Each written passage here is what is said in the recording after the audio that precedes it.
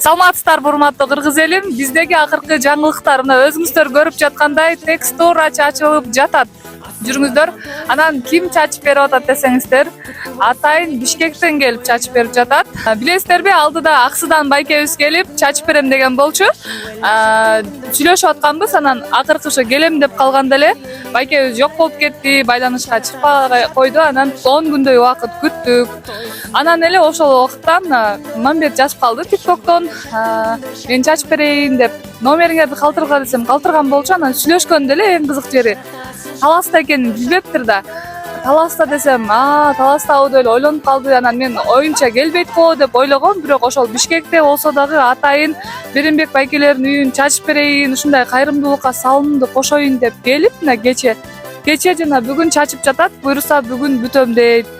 Жөн эле текстура чачпастан терезелердин чекелери да бизде откос кылына элек болчу.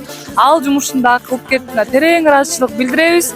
Бунун баарын эмнеге подробно айтып жатам? Анткени Аксыдагы байкеңерди эмне күтпөй койдуңарбы же аны келбей эле кой деп койдуңарбы деген ой жаралып калышы мүмкүн.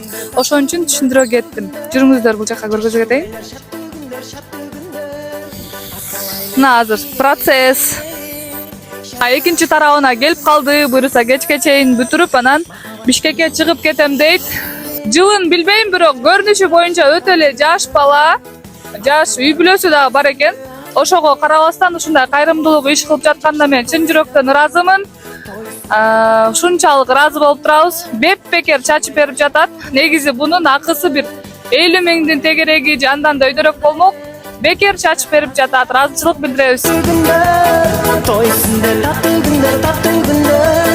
Жашынбайлар шаттуу күндөр Ассалайлы биз билели ырылдайлы Шарактасын шаттуу күндөр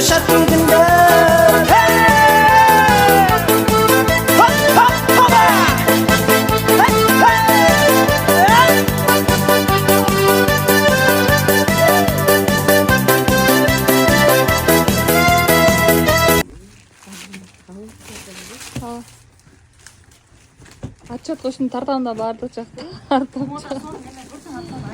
Ай, сонун. Мен жакшы кийип.